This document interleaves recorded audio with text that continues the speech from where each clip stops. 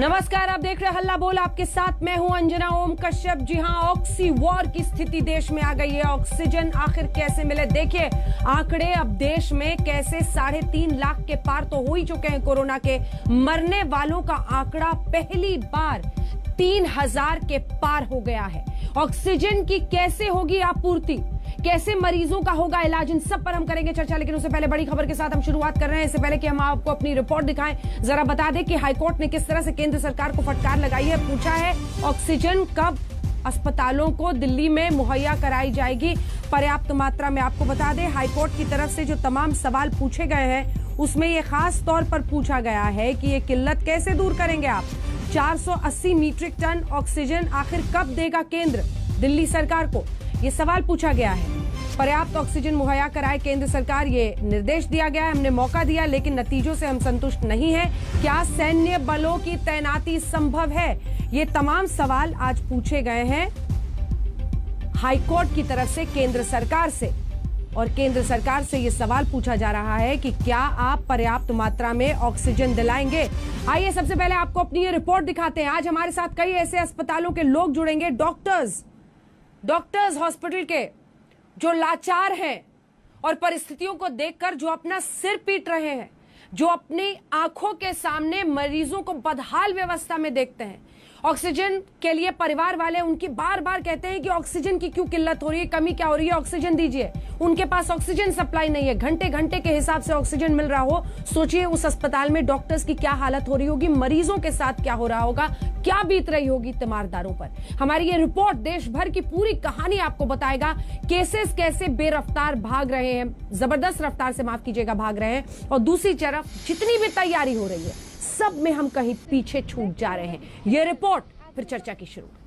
पूरा परिवार चाहता है कि वो मरीज अस्पताल से बाहर निकल जाए। मुझे डिस्चार्ज चाहिए, मेरे हस्बैंड का डिस्चार्ज चाहिए बस। हमारा भाई वापस करवा दो। कोई तो होगा यहाँ सीनियर बंदा कोई है, उनको बुला, वो जो खड़े। जयपुर के खंडाका अस्पताल में ऑक्सीजन की कमी से बताया जा रहा है कि 5 लोगों की मौत हुई है। कल रात यहाँ पर जमकर हंगामा मचा है और तोड़फोड़ केजीएमयू के ठीक सामने है और इनका कहना है कि इनके पास कोई बेड खाली नहीं है। जो मौत का आंकड़ा है वो भी लगातार बढ़ रहा है। कोरोना की रफ्तार में सरकारों के दावे हवा में उड़ रहे हैं।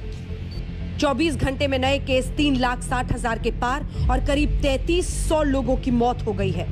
यानी हर मिनट 250 लोग कोरोना के देश में शिकार हो रहे हैं और हर मिनट लगभग 2 लोगों की जान जा रही है। दिल्ली में हालात को लेकर कोर्ट की फटकार के बीच कोरोना के मामले 24 घंटे में 24,000 बढ़ गए हैं और 381 लोगों की मौत हो गई है। वहीं महाराष्ट्र में दावों ने भी तोड़ दिया है दम। राज्य में 24 घंटे में 895 लोगों की मौत हो गई है। ऑक्सीजन के लिए तड़पती सांसों के बीच पिछले 8 महीने की नाकामी के बाद अब आनन फानन में ऑक्सीजन मुहैया कराने की कोशिशें आधी अधूरी ही साबित। अस्पतालों में मरीजों की ऑक्सीजन की कमी से जान जा रही है। अस्पतालों में ऑक्सीजन घंटों के हिसाब से मिल रहा है। रोज की इस लड़ाई के बीच जहां एक तरफ क्रायोजेनिक ऑक्सीजन का इंतजाम हो रहा है, वहीं सरकार दूसरे देशों से ऑक्सीजन कॉन्सेंट्रेटर का इंतजाम कर। सोमवार से ही दिल्ली एयरपोर्ट पर ऑक्सीजन कॉन्सेंट्रेटर के आने की शुरुआत हो गई थी। अमेरिका से 636 ऑक्सीजन कॉन्सेंट्रेटर आ चुके हैं। इंग्लैंड से 95 ऑक्सीजन कॉन्सेंट्रेटर आ चुके हैं और 495 आने वाले हैं। कल आयरलैंड से 700 ऑक्सीजन कॉन्सेंट्रेटर्स आने वाले हैं। हांगकांग से 800, सिंगापुर से 250 ऑक्सीजन कॉन्सेंट्रेटर्स आने वाले हैं। चीन से 800 ऑक्सीजन कॉन्सेंट्रेटर आ चुके हैं। हालांकि सबसे बड़ा ऑर्डर एक चीनी कंपनी को गया है जो 18,000 ऑक्सीजन कॉन्सेंट्रेटर्स भेजेगा। वहीं एक दूसरी चीनी कंपनी को 7,000 ऑक्सीजन कॉन्सेंट्रेटर्स का ऑर्डर मिला। क्या ऑक्सीजन कॉन्सेंट्रेटर का राज्यों को सही आवंटन हो रहा है? क्या परिस्थितियां मई के महीने में बेहतर होंगी?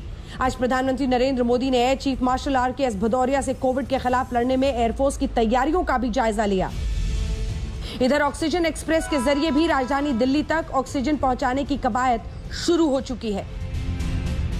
फिर आखिर ये तमाम कोशिशें बेअसर क्यों साबित हो रही हैं? रोजाना कोरोना की बढ़ती रफ्तार ने लोगों का दम निकाल दिया है और अब हर कोशिश नाकाफी ही साबित हो रही है। दिल्ली में अस्पतालों में ऑक्सीजन की भारी किल्लत के बीच हर घंटे लोगों की जान पर बना रही है। मुनीश पांडे के साथ आज तक ब्यूरो। तो आइए चर्चा की शुरुआत करते हैं। नुपुर शर्मा हमारे साथ राष्ट्रीय प्रवक्ता भारतीय जनता पार्टी की जुड़ रही है, रागिनी नायक राष्ट्रीय प्रवक्ता कांग्रेस पार्टी के हमारे साथ जुड़ रही हैं, आम आदमी पार्टी के विधायक और प्रवक्ता राघव चड्ढा हमारे साथ जुड़ रहे हैं। दो खास मेहमान हमारे साथ आज डॉक्टर्स के तौर पर जुड़ेंगे।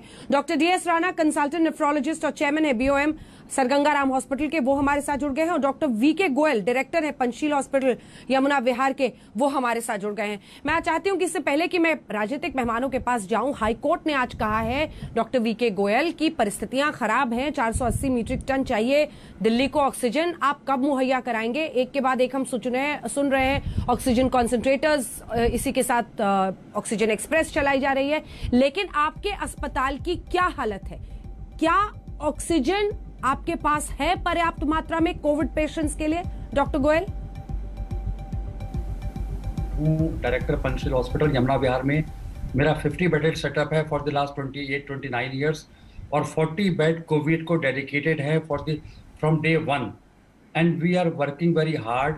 और ऑक्सीजन मुझे अब तक मिल रही थी, पिछले 4-5 दिन से थोड़ी दिक्कत बढ़ गई है, और उस वजह से मेरे साथ पूरा एडमिनिस्ट्रेशन लगा हुआ है, DM, SDM, nodal officer, SHO, all are working hard with me to get the oxygen. लेकिन फिर भी काम करते करते कई बार ऑक्सीजन की शॉर्टेज हो जाती है, रात को घंटे 2 घंटे ऑक्सीजन बंद हो जाती है। It is very difficult to procure oxygen, बहुत मुश्किल हो रही है।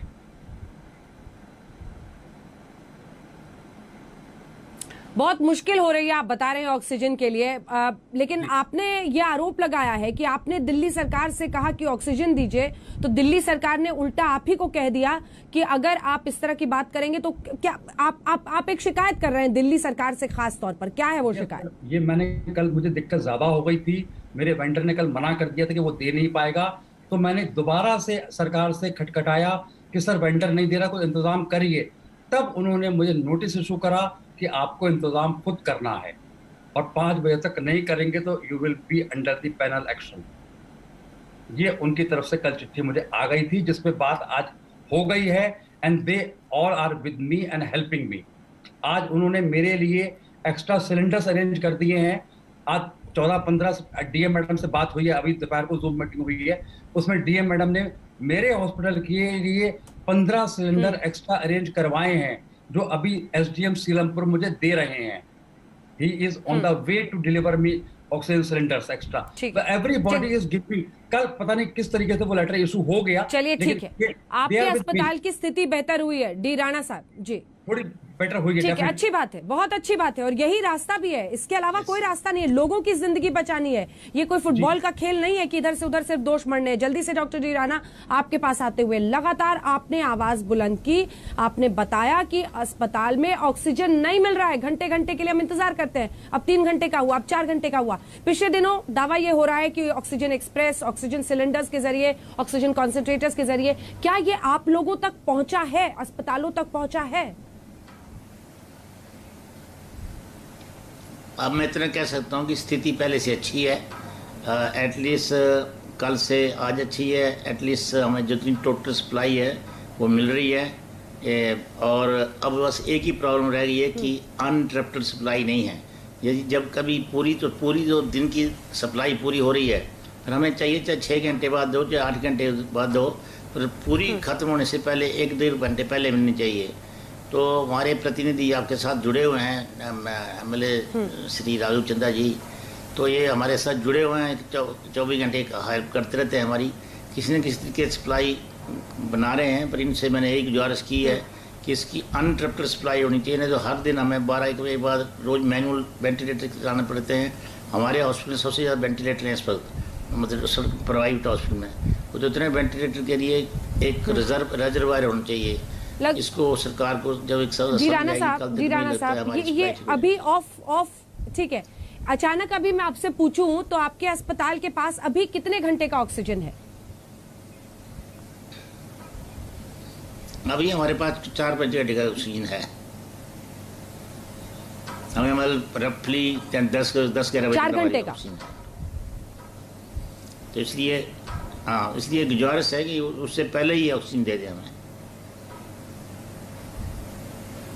कल अच्छी तरह सप्लाई आ गई थी, थोड़ी लेट आई 2 घंटे। हॉस्पिटल भी एक है दिल्ली में जिसने आज कहा कि उनके पास कुछ ही घंटे की ठीक है, ये प्रॉब्लम्स कब खत्म होगी? आपके साथ मैं शुरुआत करना चाहती हूँ राघव चड्ढा, आपके साथ मैं शुरुआत करना चाहती हूँ।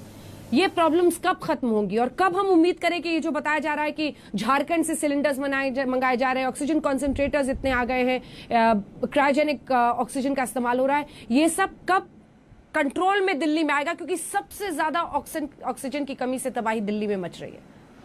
सबसे पहले तो अंजना जी, डॉक्टर DS राणा जो एक हमारी मेडिकल फ्रेटर्निटी के एक बहुत बड़े दिग्गज हैं, मैं उन्हें हाथ जोड़ के धन्यवाद करता हूं कि उन्होंने मेरा नाम लेकर कहा कि मैं क्षेत्र का विधायक होने के नाते उन्हें सहयोग कर रहा हूं, जो हमसे बन पड़ रहा है हम कर रहे हैं। और मैं आपको बताऊं कि कल रात को 3:45 बजे, यानी कि सुबह के समय 3:45 बजे DS राणा साहब का मुझे फोन आया था। मैंने 1 घंटे में फोन उठाया। उन्होंने कहा कि मेरे अस्पताल में सप्लाई में थोड़ी दिक्कत आ रही है। मैंने उसी समय दिल्ली सरकार के एक आला IAS अधिकारी को फोन किया, उनसे दरख्वास्त करी कि गंगाराम अस्पताल में वेंटिलेटर बंद हो जाएंगे अगर नहीं पहुंची सप्लाई सही समय पे, तो क्या आप सुनिश्चित करते हैं सप्लाई? तो उन्होंने कहा हाँ, हमने कंपनी वालों से बात करी, 45 मिनट में सप्लाई पहुंच जाएगी। 45 मिनट में सप्लाई पहुंच गई।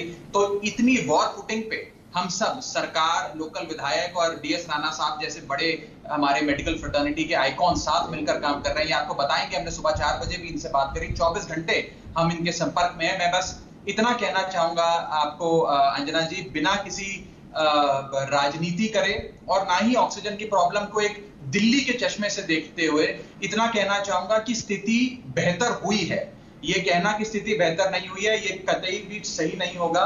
बीते कुछ दिनों से हमारी सरकार के अफसर, केंद्र सरकार के अफसर मिलकर बैठे, उन्होंने कई सारी जो परेशानियां आ रही थी, सप्लाई चेन के इश्यूज थे, सप्लाई के इश्यूज थे, क्वांटिटी रिलेटेड इश्यूज थे, फ्रीक्वेंसी रिलेटेड इश्यूज थे, उनको दूर किया है और अभी सप्लाई बेटर हुई है। मैं आपको बता दूं कि 490 मेट्रिक टन की जो कमिटमेंट थी केंद्र सरकार की, उसमें से 350 से 400 के बीच में मेट्रिक टन हमारे पास आने लगा है। 1 मिनट अंजना जी, मुझे खत्म करने दीजिए प्लीज, फिर आप कर लीजिएगा, 10 सेकंड दे दीजिए। 350 से 400 मेट्रिक टन हमारे तक आने लगा है। 490 तक की दूरी अभी लंबी है। मुझे पूरा विश्वास है कि सब साथ मिलकर काम करेंगे तो ये समस्या हल हो जाएगी। आज भी हमने हाईकोर्ट में ये दलील रखी कि दिल्ली सरकार को आसपास के राज्यों से, हरियाणा, यूपी, राजस्थान, जिन राज्यों से हम घिरे हुए हैं, इन राज्यों से अगर गैस मुहैया कराई जाए तो ट्रैवल टाइम कम लगेगा। अभी भी हमें जो ऑक्सीजन आ रही है वो बंगाल और उड़ीसा जैसे दूर दराज राज्यों से आ रही है। मुझे लगता है कि केंद्र सरकार भी इसे सकारात्मक तौर पे देगी। और आखिरी चीज अंजना जी, ये जो ऑक्सीजन की समस्या है, इसे दिल्ली के चश्मे से अगर हम देखेंगे तो कहीं ना कहीं सही नहीं होगा। मैं आपको बता दूं, 4 दिन पहले अमृतसर के एक प्राइवेट अस्पताल में 6 लोग मरे। उत्तर प्रदेश के, चाहे वो आगरा का प्राइवेट अस्पताल हो जहां 12 लोग लगे, या सैकड़ों अस्पताल हो उत्तर प्रदेश के जिन्होंने सामने बोर्ड लगा दिया कि ऑक्सीजन सप्लाई के चलते आप अपना ऑक्सीजन सिलेंडर लेकर अगर आएंगे तभी आपकी भर्ती होगी। बनासकांठा, राजकोट और सूरत के जितने भी अस्पताल हैं, उन्होंने लगातार ऑक्सीजन सप्लाई की कमी के चलते मौतें हो रही हैं। यहाँ तक कि सूरत सिविल हॉस्पिटल के अंदर सप्लाई की इतनी कमी हो गई कि लोकल डिस्ट्रिक्ट कलेक्टर को सार्वजनिक तौर पर मुख्यमंत्री को चिट्ठी लिखनी पड़ी। बीजेपी के मेरठ के सांसद को अपने बीजेपी के मुख्यमंत्री योगी आदित्यनाथ साहब को चिट्ठी लिखनी पड़ी और कहना पड़ा कि हमारे यहाँ ऑक्सीजन खत्म हो गई है हमारे क्षेत्र में। तो कहने का समस्या ये है कि ये कोई दिल्ली की स्थिति नहीं है, ये पूरे देश भर में एक ऑक्सीजन की कमी आ रही है। राघव चड्ढा जी, मैंने आपको पूरा बोलने दी, आप मेरी बात सुनिए और मेरी बात ध्यान से सुनिएगा। आप एक युवा राजनेता हैं, राजनीति में अपने पहचान, अपना काम करने की कोशिश कर रहे हैं और ये काबिले तारीफ है। लेकिन 2 बात बड़ी खटकी। एक तो ये कि अपनी बात, अपना नाम सुनकर आपके चेहरे पर मुस्कुराहट आ गई। और क्या लोगों की जिंदगी 3:45 बजे के एक विधायक के फोन कॉल पर निर्भर है? ऑक्सीजन की कमी होगी, 3:45 बजे आपको कोई अस्पताल से फोन करेगा, आप ऑक्सीजन की वहां पर कोशिश करेंगे उपलब्धता करने की, फिर लोगों की जिंदगी बचेगी। ये हमारी व्यवस्था है। बीते दिन हाईकोर्ट ने कहा था कि अगर आपसे नहीं हो पाता है तो आप बताइए। और क्या मौतें भी बीजेपी, आम आदमी पार्टी और कांग्रेस की हो गई? सर, मौतें बीजेपी, आम आदमी पार्टी, कांग्रेस की हो गई। आप अपने राज्य पर जवाब दे रहे थे, लेकिन सवाल ये है, बिल्कुल आपने तमाम राज्यों की बात की। सर, राजस्थान में भी मौतें हो रही हैं, दिल्ली में भी हो रही हैं। राजधानी की बात है, नहीं, परेशानी इस बात से है कि आप मुस्कुरा गए, लोग मर रहे हैं। राघव चड्ढा जी, लोग मर रहे हैं। राघव चड्ढा जी, मैंने शुरुआत में राघव चड्डा जी मुस्कुराहट पर आपको टोक दिया तो बीजेपी की लॉयल्टी पर आ गए। जिससे सवाल पूछिए बर्दाश्त नहीं होता है, जिस पार्टी से सवाल पूछिए वो बर्दाश्त नहीं होता है। और सवाल ये है कि आपसे अगर अच्छी बात है, ये अच्छी बात है, लेकिन इसमें मुस्कुराने की कौन सी बात है सर? अपनी खुशी को थोड़ा छिपा कर रखिए, पीठ थपथपाना कम कीजिए और सवालों का जवाब दीजिए। नुपुर शर्मा जी, आज हाईकोर्ट ने कहा है कि केंद्र सरकार कब 480 मीट्रिक टन, आप अपनी कोशिशें में पूरी तरह से फेल हो रहे हैं। राघव चड्डा जी, यही आप लोगों की दिक्कत है। बीते दिन जब हाईकोर्ट के जजेस के लिए आपने 100 बेड रखे थे और आपको बहस में बुलाया तो आप बहस से गायब हो गए, आप बहस से भाग गए, आप बहस में शामिल नहीं हुए। जब आप फ्रंट फुट पर रहते हैं तो आप दूसरों पर आरोप लगाते हैं, मीडिया पर टिप्पणी करने में आपको अपनी वाहवाही दिखती है, लेकिन बीते दिन क्यों भाग गए थे? आपके पास जवाब है, आपके पास, आप क्यों भाग गए थे बहस से? आप भाग गए थे, आम आदमी पार्टी ने कोई प्रवक्ता नहीं दिया। सवाल यह है कि आजकल सवाल पूछना किसी को बर्दाश्त नहीं होता है। नुपुर शर्मा जी, ये सब निभाए हुए फॉर्मूला है। राघव जी, बड़ा पुराना फॉर्मूला अपना रहे हैं, अपने प्रवक्ताओं का बहुत पुराना फॉर्मूला अपना रहे हैं। बाज आइए इससे, बाज आइए, सवालों का जवाब दीजिए और किसी की मौत पर मुस्कुराना बंद कीजिए, ऑक्सीजन की कमी पर अपनी पीठ थपथपाना बंद कीजिए। आप और आपकी बात हम दर्शकों तक पहुंचा रहे हैं, सवाल आपसे भी कर रहे हैं और उसी तरह से चाहे वो नुपुर शर्मा हो या बीजेपी का कोई प्रवक्ता है उससे करते हैं। ये गलत है। सवाल है नुपुर शर्मा कि हाईकोर्ट ने कहा कि केंद्र सरकार 480 मीट्रिक टन ऑक्सीजन दिल्ली सरकार को कब मुहैया कराएगी?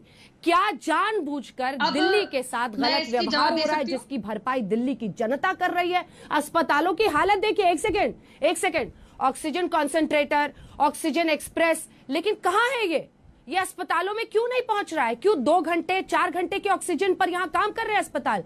नुपुर शर्मा जी। अच्छा अंजना जी, थैंक यू सो मच। एक तो कृपया करके मैं रिक्वेस्ट करूंगी, राघव हो, कोई भी हो, अपनी पीठ थपथपाने वाले, मुस्कुराने वाले कोई भी हो, कृपया करके मेरा नाम बेन में ना ले, अपने समय पे अपने हिस्से का बोलिए, आपकी भी जिम्मेदारी बनती है। लेकिन अंजना जी, आपने एक शब्द का इस्तेमाल किया, फेल। अभी तक आज के उच्च न्यायालय का ऑर्डर नहीं आया और ये कहीं पे भी रिकॉर्डेड नहीं। ऑब्जर्वेशन में जरूर पूछा है कि 480-490 मेट्रिक टन अलॉट हुआ था, वो क्यों नहीं पहुंचा।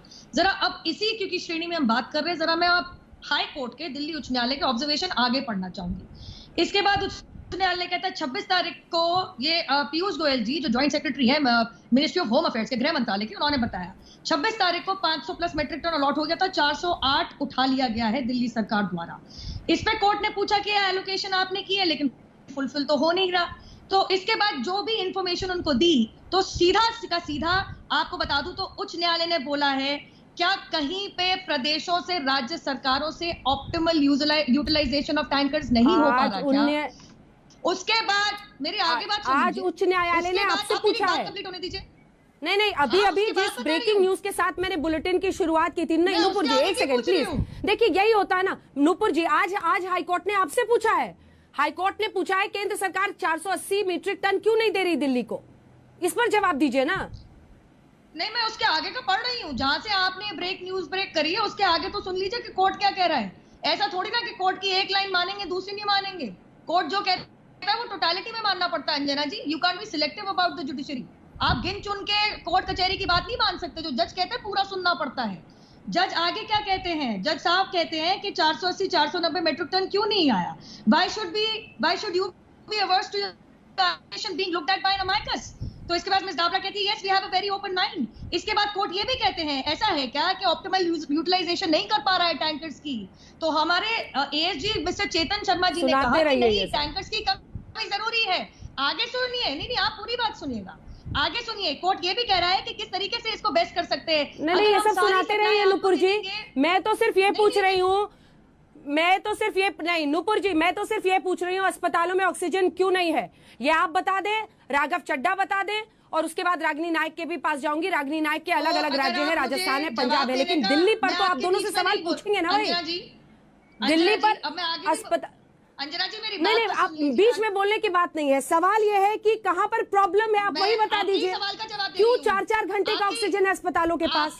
क्यों जवाब दे रही हूँ? पिछले 7 दिन से ये सब सुन रहे हैं हम लोग, पिछले 8 दिन से 3 लाख से ज्यादा लोग पिछले 8 दिन से कोरोना संक्रमित हो रहे हैं।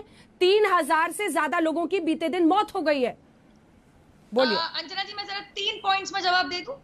अगर आप टैंकर इंपोर्ट करने के पहले जो प्राइवेट ट्रांसपोर्टेशन है, ना केंद्रित है ना राज्य सरकार के अधीन आता है, टैंकर्स का बंदोबस्त करने से पहले अगर आप विज्ञापन छाप देंगे कि टैंकर का बंदोबस्त कर दीजिए, वो पैसे से आप एक कॉन्सेंट्रेटर नहीं तो पीएसए प्लांट खड़ा कर देते, अरे टैंकर ही इंपोर्ट कर देते। जब त्राही मच गई तो नवेदन और एक कोर्ट ने नोट किया है कि 9 दिन हो गए आपका प्लान पेपर पे नहीं, और दिल्ली सरकार को कहते हुए कहा है।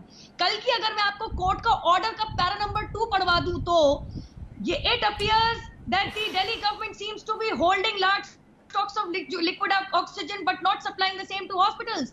आज बत्रा अस्पताल कहता है कि हमारे 21 लोगों की मौत हो गई अस्पताल के अंदर क्योंकि हमारे पास ऑक्सीजन पर्याप्त रूप से नहीं आया। इस पे सेठ ऑक्सीजन सप्लायर जिनको ये बताना था दिल्ली सरकार को कि आपको ये ऑक्सीजन लेके बत्रा अस्पताल में पहुंचाना है, सेठ ऑक्सीजन सप्लायर कहते जी हमारा नाम तो उन्होंने श्रेणी में ही नहीं डाला, जबकि हमारे पास कॉन्ट्रैक्ट है, हमारा नाम तो एफिडेविट, कोर्ट के एफिडेविट में दिल्ली सरकार ने सेठ ऑक्सीजन सप्लायर। रागिनी जी मैं आपके पास आ रही हूँ, लेकिन एक बार राघव जी इसका छोटा सा जवाब दे दे। ठीक है देखिए, एक स्पेसिफिक आपने बात कही, उस पर जल्दी से राघव चड्ढा का रिस्पॉन्स लेते हैं। राघव, मैंने अपने शुरुआती वक्तव्य में कहा था कि मैं ना राजनीति करना चाहता हूं ना मैं करूंगा। मैंने किसी पार्टी का नाम नहीं लिया। मैंने अपनी बात को पंजाब राज्य से शुरू करा, फिर भी न जाने क्यों भारतीय जनता पार्टी इतनी नाराज हो जाती है मेरी बात सुन के। मैं तो कह रहा हूं कि स्थिति दिल्ली में बेहतर हो रही है और मैं उनका शुक्रगुजार हूं। उनसे हमें सहायता मिलनी शुरू हो गई है और आने वाले कुछ दिनों में जो 490 मेट्रिक टन की उनकी कमिटमेंट है जो आज नहीं मिल रही है, आज 350-400 के आसपास हमें मेट्रिक टन ऑक्सीजन मिल रहा है। हमें आशा करते हैं कि बहुत जल्द हम 490 के आंकड़े पर पहुंचेंगे। लेकिन समस्या क्यों आ रही है? समस्या इसलिए आ रही है कि दिल्ली में ऑक्सीजन की कुल मांग है 700 मेट्रिक टन, हमें दिया जा रहा है 350 मेट्रिक टन, यानी कि उसका आधा। अब 700 मेट्रिक टन की प्यास बुझाने के लिए हम 350 मेट्रिक टन का इस्तेमाल कर रहे हैं, तो कहीं ना कहीं एक सप्लाई का गैप तो है। और जो आप मेरे से सवाल पूछ रही थी अंजना जी कि ये समस्या ऐसा क्यों हो रही है कि 4 बजे ऑक्सीजन पहुंचानी पड़ रही है, 5 बजे पहुंचानी पड़ रही है, वो इसलिए हो रही है कि जब 700 मेट्रिक टन की जरूरत हो, हमारे पास 350 हो और सारे अस्पतालों की प्यास एक एक करके 350 मेट्रिक टन से बुझानी हो, तो सप्लाई चेन को रीएलोकेट करना पड़ता है इंटरनली इन आवर स्टेट। उसी की जद्दोजहद में हम दिन रात लगे। अब हम आपको बोलेंगे, अगर मैं आपको बोलूंगा कि मैं पिछले 5 रातों से 4 घंटे से भी ज्यादा, एक रात में 3 घंटे से भी ज्यादा नहीं सोया और मुझे छोड़िए हमारे अफसर नहीं सोए, हमारे मंत्री नहीं सोए, तो आप हमारा मजाक उड़ाएंगे। अरे आप अपनी आप हमें जो मर्जी करिए, लेकिन हम लोग लगातार हम लोग रात को सोते नहीं है। एक अस्पताल में ऑक्सीजन जब तक नहीं पहुंचती है, एक मिनट रुक जाइए, मैंने इनको नहीं रोका, इनको रुकवा दीजिए। रागिनी जी पासिंग द पार्सल का गेम चल रहा है। नुपुर जी एक सेकंड देखिए, रागिनी जी को आने दीजिए, फिर ब्रेक का टाइम हो जाएगा। रागिनी जी को दिखाइए जल्दी से, मैं आऊंगी आप दोनों के पास। पासिंग द पार्सल है। राघव चड्ढा जी से पूछूंगी तो वो बोलेंगे बीजेपी से पूछूंगी आम आदमी पार्टी बोलेगा कांग्रेस। अब आप जवाब दीजिए अपने राज्य का, अगर जवाबदेही है तो, वरना आप भी बीजेपी और आम आदमी पार्टी के खिलाफ बोलिए। अंजना जी, टूट जाता है दिल जब कोई सांस ठहर जाती है, चारों तरफ से सिर्फ लाशों के उठने की खबर आती। देखिए, दिल्ली और देश का मसला अगर स्वास्थ्य से संबंधित इतना सरल होता, अगर ऑक्सीजन की उपलब्धता इतनी सुचारू रूप से होती, अगर अस्पताल में बिस्तर मिल जाते, तो ये मौत का तांडव जो आप भी देख रही हैं, मैं भी देख रही हूँ, आपके दर्शक भी देख रहे हैं, वो चारों तरफ देखने के लिए नहीं मिलता। आप आज राज्य सरकार की बात करें, मैं दिल्ली और देश से शुरू होकर अपने कांग्रेस शासित प्रदेश पर भी आना चाहूंगी। आप देखिए, बड़े मियाँ तो बड़े मियाँ, छोटे मियाँ सुभान अल्लाह, मुझे कहना पड़ रहा है मोदी जी और केजरीवाल जी के, क्योंकि अगर अपने मुंह मियाँ मिट्ठू बनने की बात हो, अपना प्रचार करने की बात हो, अपने गाल बजाने और पीठ थपथपाने की बात हो, तो ना मोदी जी कम है ना केजरीवाल जी कम है। लेकिन अगर जवाबदेही की बात हो, तो जो आपने कहा पासिंग द पार्सल, अपनी जिम्मेदारी की गेंद ये एक पाले से दूसरे पाले में फेंकते रहते हैं। क्या भाजपा कह रही है कि हमने 8 प्लांट बनाने के पैसे दिए, लेकिन कोई जमीन का आवंटन यहाँ से नहीं हुआ, और केजरीवाल सरकार कह रही है कि हम तो जमीन दे ही नहीं सकते, और ऑक्सीजन प्लांट हमें लगाने के लिए जितने कहा गया था उससे ज्यादा अब हम लगा के दिखाएंगे। तो ये भविष्य काल में बात पहुंच रही है। पर मैं बार बार हर चैनल पे ये बात कहती हूँ कि देश में डिजास्टर मैनेजमेंट एक्ट लगा हुआ है, जिसका मतलब है कि ऑक्सीजन की अप्रोप्रिएशन, प्रोडक्शन, मैपिंग, डिस्ट्रीब्यूशन उसका नीति निर्धारण केंद्र सरकार कर रही थी। इसीलिए मोदी जी ने असल में मुमकिन करके दिखा दिया है कि ऐसे देश में जहां पर 7500 मैट्रिक टन रोज उत्पादन हो रहा है ऑक्सीजन का, वहां पर एक एक सांस के लिए लोग आज मोहताज हो रहे हैं। वो मोदी जी ने मुमकिन करके दिखा दिया है कि सेंट्रल विस्टा को बनाने के लिए 20,000 करोड़ रुपया खर्चा जा सकता है, लेकिन क्रायोजेनिक टैंकर्स के लिए नहीं खर्चा जा सकता, कि 8,000 करोड़ का प्लेन खरीदा जा सकता है मोदी जी के लिए, लेकिन ये व्यवस्था नहीं की जा सकती थी समय रहते हुए कि ऑक्सीजन प्लांट लगे। ये मोदी जी मुमकिन करके दिखा गए कि 33 रैलियां हो सकती थी चुनाव के दौरान, लेकिन जब 2.25 लाख लोग संक्रमित हुए इस देश में, उसके बाद जाकर कहीं पहली हाई लेवल मीटिंग की गई कि कोरोना को संक्रमित कैसे किया जा सके। ये मोदी जी ही मुमकिन कर सकते थे कि अपने देश के लोगों के हिस्से के आपके इसी सवाल से शुरुआत करेंगे, नुपुर शर्मा उसका जवाब देंगी।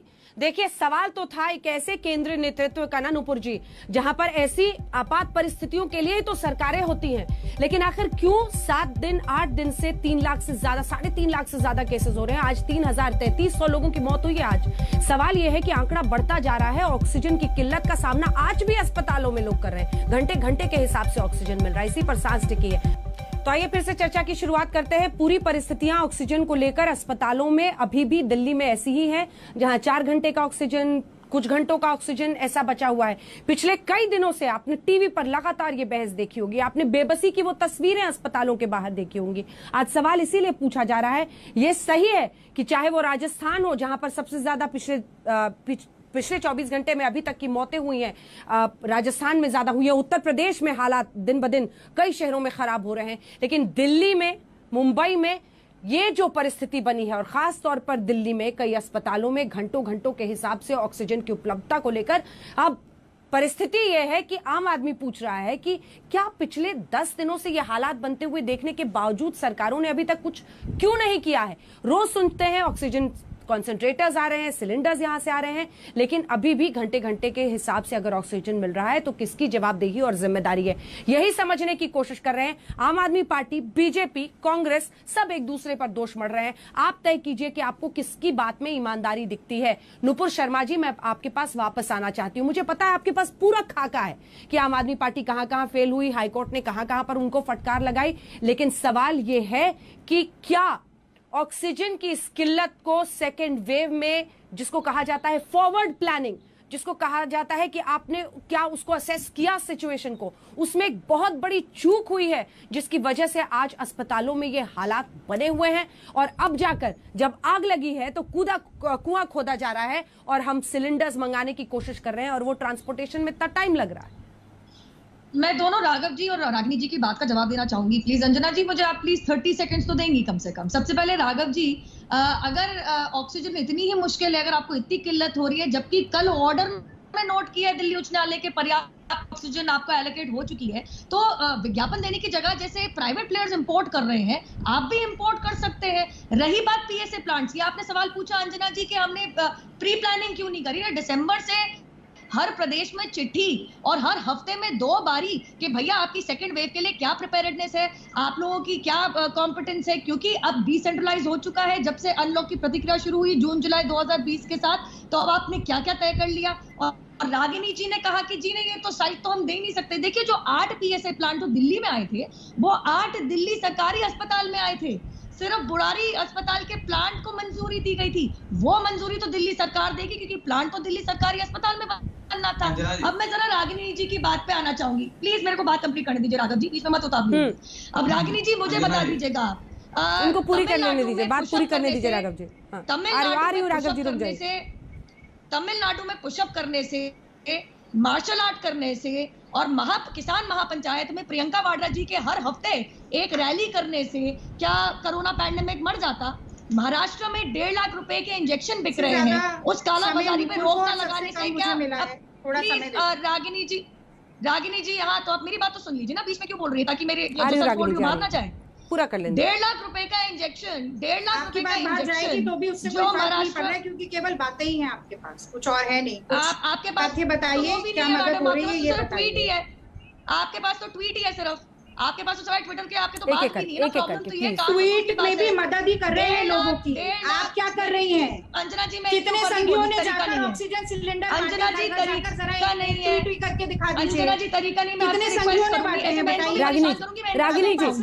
रागिनी जी मैं प्रॉमिस कर रही हूँ, मैं प्रॉमिस कर रही हूँ, एक एक करके आऊंगी। प्लीज प्लीज देखिए, दर्शक भी बड़ी गंभीरता से देख रहे होंगे, लोगों की जिंदगी अटकी हुई है। एक सेकंड प्लीज, हर घर में कोई ना कोई कोविड से बीमार पड़ रहा है। जिस घर में बात कीजिए, जिससे बात कीजिए, उसके घर में एक मरीज है। प्लीज परिस्थिति की गंभीरता को समझिए, प्लीज आपस की लड़ाई मत कीजिए, बंद कीजिए। मैं आऊंगी, प्रॉमिस आऊंगी, जल्दी से अपनी बात अब पूरी कीजिए। नुपुर शर्मा जी, देखिए मैंने जो कहा था ना नुपुर जी, वही हुआ। आपने मुझे कांग्रेस पार्टी का पूरा एक खाका दे दिया, लेकिन अपनी जवाबदेही पर तो दीजिए ना। क्या सिचुएशन असेस करने में देरी हुई? मेरे सवाल को तो सुनिए आप लोग। आप तो कांग्रेस की कहानी लिखने लगती हैं, आम आदमी पार्टी की कहानी लिखती हैं। मैं बता तो रही हूँ आपको, महाराष्ट्र सरकार जहाँ 1500 मेट्रिक टन ऑक्सीजन मांगती है, वहाँ पे केंद्र सरकार उसको 1661 मेट्रिक टन ऑक्सीजन का आवंटन करती है।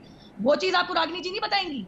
यहाँ पे आपको ये नहीं बताएंगे कि 1.5 लाख रुपए की कालाबाजारी होती। भैया law and order, shops and establishment एक राज्य सरकार के अधीन आने वाला सब्जेक्ट है, वो ये चेक नहीं करेंगे। अब मेरी प्लीज बात पूरी होने दीजिए, तरीका नहीं है ये, क्यों घबरा रही है ये? अपनी पीठ थपथपाते हैं। नंदुरबार में हमने 5 प्लांट खड़े कर दिया है कि एक प्लांट चल नहीं रहा। 600 सिलेंडर आज भी आप 600 सिलेंडर नंदुरबार में बगल वाले क्षेत्र से मंगवाते हैं। ब्रेक ले लिया। अब जवाब सुनिए, ठीक है, आपने कुछ पूछा है तो अब रागिनी जी जवाब दे दे। अब रागिनी जी जवाब दे दे। कहते हैं केंद्र सरकार की गलती है। आपने क्या किया बताइए? रागिनी, ट्वीट भी मैं आपको बता, देखिए काला नहीं, आप चुप हो जाइए, आप शांति रखिए थोड़ी, इतना चिल्लाइए मत, ये ऐसी संवेदनशीलता के साथ। ठीक है, अब जवाब सुनिए। देखिए काला बाजारी, ठीक है नुपुर जी, अब जवाब सुनते हैं। अंजना जी मुझे मौका दीजिए, कृपया मुझे मौका दीजिए। मैं ये तू मैं राघव चड्ढा और नौकरी करे वही अच्छा। ठीक है नुपुर जी, लेकिन फिर भी आपने अपनी पूरी बात बोल ली। Please Nupur ji please, Nupur ji please. तो इनके साथ आप एक 1-to-1 इंटरव्यू कर लीजिए, तभी इनकी बात। रागिनी जी बोलिए। काला बाजारी की अगर महाराष्ट्र में आप बात करेंगी तो मुझे 4.25 कर लेना चाहिए। देखिए अब आप देखिए तमीज, देखिए इनकी, आप इनका फीडर डाउन कर दीजिए ना। अगर इनमें जरा सा प्लीज आवाज प्लीज संयम भी नहीं है, तमीज प्लीज नुपुर जी, मैंने आपको पूरा बोलने दिया, आपने अपनी पूरी बात कह ली है, फिर मुझे आवाज नीची करनी पड़ेगी। प्लीज एक एक करके बात कीजिए। बहुत गंभीर परिस्थितियां हैं, प्लीज संवेदनशीलता को समझिए। दिन में आधे घंटे अगर अस्पताल के बाहर के हालात आप लोग देख लेंगे तो सब गंभीर हो जाएंगे, मुस्कुराना भूल जाएंगे। रागिनी नायक जी, देखिए काला बाजारी का आरोप अगर ये लगाएं तो पहले देवेंद्र फडणवीस जी से बात करनी चाहिए। 4.25 करोड़ के रेमडेसिविर इंजेक्शन मुंबई पुलिस ने पकड़े, वो उस काला बाजारी के और जमाखोरी के रक्षक बनकर वहां पहुंच गए थे। बहरहाल मैं इस बहस में नहीं पढ़ूंगी। आप देखिए, मैं जरूर ये कहती हूँ कि राज्य सरकारों की जिम्मेदारी है, चाहे वो कांग्रेस शासित हो, भाजपा शासित हो, किसी भी और राजनीतिक दल की वहां पर सरकार हो। मैं अपने शासित प्रदेशों की बात करती हूँ। आप देखिए महाराष्ट्र में एक विस्फोट हुआ कोरोना का, उसके बाद आज भी सबसे ज्यादा एक प्रदेश में अगर कहीं पे जनसंख्या को वैक्सीनेट किया गया है, 1.5 करोड़ का आंकड़ा किसी ने पहली बार पार किया है, तो वो महाराष्ट्र ने सबसे ज्यादा फ्रंटलाइन वर्कर्स को भी वैक्सीनेट किया और हेल्थ वर्कर्स को भी किया। आज छत्तीसगढ़ क्या कर रहा है, जहां पर और राज्यों में किल्लत है, 2707 metric ton oxygen Maharashtra, Andhra Pradesh, Madhya Pradesh, Haryana, Gujarat में भेज चुका है छत्तीसगढ़ मदद करने के लिए। इसीलिए ये आरोप प्रत्यारोप की बात नहीं। अंजना जी एक बात मुझे और बोल लेने दीजिए, फिर आप मुझे रोक ही दीजिएगा, मैं आगे नहीं करूंगी। लेकिन संवेदनशीलता, आज आपने देखा, आपके चैनल पर दर्शक देख रहे हैं, हरियाणा के मनोहर खट्टर क्या कहते हैं? वो कहते हैं कि ऑक्सीजन की कमी हो रही है, लोग मरते हैं तो मर जाए, शोर मचाने से जिंदा तो नहीं हो जाएंगे। क्या आप बताइए, राजस्थान के मुख्यमंत्री ने एनएसए लगा दी उन लोगों पर जो कह रहे हैं कि ऑक्सीजन की किल्लत है, या उनका सामान जब्त करने की बात की, संपत्ति जब्त करने की बात की। ये योगी आदित्यनाथ कैसे करते हैं? जले पर नमक छिड़कने का काम कर रहे हैं। वहां गजेंद्र सिंह शेखावत के पास 2 महिलाएं जाती हैं, आज बहुत वायरल हुआ वीडियो, ये कहते हुए कि मेरा बच्चा मर रहा है, उसको ऑक्सीजन नहीं मिल रही है, तो कह रहे हैं बालाजी में जाकर नारियल फोड़िए। अरे पार्लियामेंट की स्टैंडिंग कमेटी आपको बताती रही, हेल्थ पर जो एक्सपर्ट कमेटी थी, कि सेकेंड वेव आएगी, तैयारी करिए अस्पतालों की ऑक्सीजन की। आपको सीरोलॉजिकल सर्वेज ने बताया कि 30 करोड़ तक केस पहुंच जाएंगे। अब आप जब पूरा देश चिताओं की आग में जल रहा है तो आप बाल्टी ढूंढ रहे हैं। ऐसे राजनीति होती है क्या? जो सत्ता पर शासक बैठे हैं उनको वर्तमान को भेद कर दूरदृष्टि के साथ भविष्य की तैयारी करनी पड़ती है। आप राहुल गांधी जी का मजाक उड़ा लीजिए, पर उन्हीं ने सबसे पहले कहा था कि लॉकडाउन पॉज स्टॉप बटन है, टेस्टिंग बढ़ाइए। और दिल्ली की टेस्टिंग का भी आप सुन लीजिए अंजना जी, लॉकडाउन शुरू हुआ तब 1 लाख टेस्टिंग थी, आज 50,000। फिर तैयारी क्या की? नहीं रागिनी नायक जी, नहीं फिर तैयारी क्या की? नहीं एक सेकंड, अब आप राहुल गांधी का महिमा मंडन करने लगी। जब राघव चड्ढा अपना महिमा मंडन कर रहे थे किसी को बुरा नहीं लगा। एक सेकंड रागिनी जी, नहीं बिल्कुल, अगर आप एक सेकंड, ये सबको पता था रागिनी जी। अब देखिए लगातार बोलिएगा तो आवाज नहीं आएगी ना, मुझे भी बोलने दीजिए, देखिए जो आप सुनिएगा ना, ये बात सही है कि विपक्ष की बात सुननी चाहिए। नहीं एक सेकंड, सुझाव देना और तैयारी करना, आप बात नहीं सुन रहे इसीलिए लगातार बोल रही है। मैं तो ये पूछ रही हूँ कि अगर राहुल गांधी ने असेस किया था सिचुएशन को, उन्होंने महाराष्ट्र में ऑक्सीजन प्लांट्स बनाने के लिए, राजस्थान में ऑक्सीजन प्लांट बनाने के लिए क्या तैयारी की? मैं तो ये कह रही हूँ कि राहुल गांधी अगर सड़क पर खड़े होकर बोले कि अब ये ग्रीन लाइट रेड लाइट होने वाली है तो उससे क्या होगा? आपने तैयारी क्या की? ये तो सबको पता था कि ये वेव्स आएंगे, 3 वेव्स आते हैं, और अभी भी क्या तीसरी वेव के लिए हम तैयारी रहेंगे? उन्होंने कितने ऑक्सीजन प्लांट्स बनाने की तैयारी की मैम? अगर महाराष्ट्र में, राजस्थान में, पंजाब में आपने 2-3 ऑक्सीजन प्लांट्स ही बना लिए होते तो आज आप कहते कि हमने तैयारी की थी, इन्होंने कुछ नहीं किया। लेकिन आपने क्या किया? जल्दी से जवाब दीजिएगा, फिर आ रही हूँ।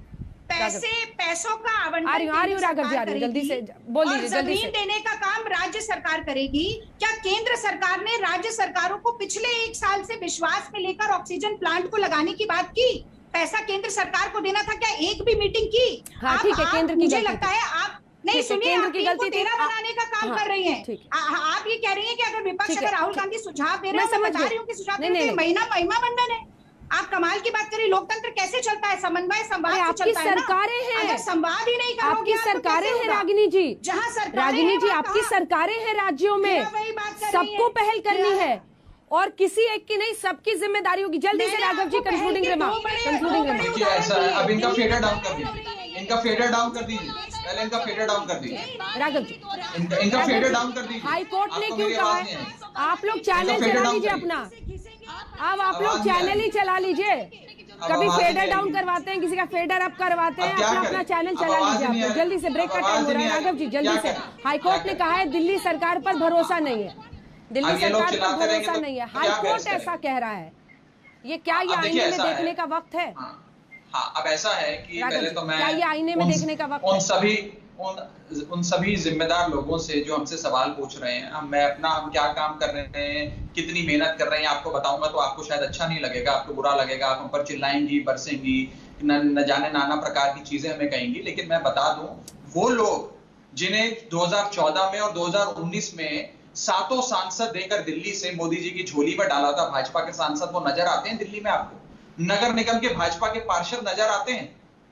उपराज्यपाल को सरकार का दर्जा दे दिया, मुख्यमंत्री की सारी शक्तियां छीन ली, वो उपराज्यपाल सड़कों पे धक्के खाता नजर आता है। अरविंद केजरीवाल और उनकी पूरी टीम सड़कों पे धक्के खाती 700 मीट्रिक टन की प्याज 350 मीट्रिक टन से बुझाती नजर आती है। और जब हम बताते हैं कि हम रात को 4 बजे तक काम कर रहे हैं तो आपको दर्द होता है। मैं आपको भी कहना चाहूंगा, संवेदनशील मसला है। नुपुर जी, तब तो एलजी साहब को ही अब तो एलजी साहब को संभालना चाहिए। अब तो जब आप लोगों ने एलजी साहब को हेल्म ऑफ अफेयर्स में बिठा दिया है, तब तो बिल्कुल संवेदनशील कर रहे हैं, बिल्कुल संवेदनशील है। हमने तो सिर्फ आपकी मुस्कुराहट पर एक टिप्पणी कर दी, आपको इतनी परेशानी हो गई राघव जी, लेकिन सवाल आपकी और मेरी नहीं है, सवाल उन लोगों की है। नुपुर जी, इस नियम से तो नुपुर शर्मा, नियम से तो अब एलजी है ना, अब तो सारी जवाबदेही एलजी की होनी चाहिए। फिर मैं आपको भेज दूंगी, हम लोग संपर्क में हैं मोबाइल पर, मैं आपको भेज दूंगी। नुपुर शर्मा, मुझे कई मैसेजेस आए, तभी हमने उस पर टिप्पणी की। नुपुर शर्मा जल्दी से, अब तो एलजी कमान में है ना, अब तो सारी जवाबदेही एलजी की होगी। आप लोगों ने तो चुनी हुई सरकार के ऊपर एलजी को बिठा दिया है। अब अगर आप एक सवाल 4 बार पूछेंगी तो जवाब तो बदल नहीं जाएगा, लेकिन जैसे आपने जवाब दीजिए जल्दी, कृपया करके किसी और को मेरे ऊपर बोलने ना दीजिए। 3 लोग एक साथ बोल रहे हैं, चली जा रही है अभी 3 लोग एक साथ। मुझे संवेदनशीलता सिखा रही है, मैं क्या कर सकती हूँ? सवाल आपने मुझसे पूछा, आप इनको चिल्वाइए। फिर आप अगर इतनी कर्टसी आप एक्सटेंड नहीं कर सकती कि मेरा फेडर डाउन करेंगे, दूसरों का आप करेंगे जब मेरी बारी आती है, जबकि मैं किसी को डिस्टर्ब नहीं कर रही। एलजी की बात है, अरे आप क्या एक्सपेक्ट करती हैं? कल ही तो उच्च न्यायालय ने कहा है की मेहनत सिर्फ इन्हें नजर आ रही है, दिल्ली उच्च न्यायालय को नजर नहीं आ रही है कि अगर आपसे नहीं हो पा रहा है तो बता दीजिए, केंद्र सरकार को दे देंगे। कल ही बोला है दिल्ली उच्च न्यायालय ने। अब रही बात एलजी की, तो और क्या एक्सपेक्ट करती है? बिल्कुल नाकाम है, इनको यही नहीं पता कितने अस्पताल लेना पड़ रहा है, वक्त की बहुत ज्यादा निकाली जानी है। रही बात एक ब्रेक के बाद लौट रहे हैं, एक ब्रेक के बाद लौट रहे हैं और ये पूरी 1 घंटे की बहस दर्शकों ने भी देखी होगी। आप ये तय कीजिए किसमें कितनी ईमानदारी है। नमस्कार, मैं हूं अंजना ओम कश्यप। हमें उम्मीद है ये वीडियो आपको पसंद आया होगा। लेटेस्ट खबरों के लिए यूं ही देखते रहिए आज तक, और इस वीडियो के पसंद आने पर लाइक, शेयर एंड सब्सक्राइब करना ना भूलें।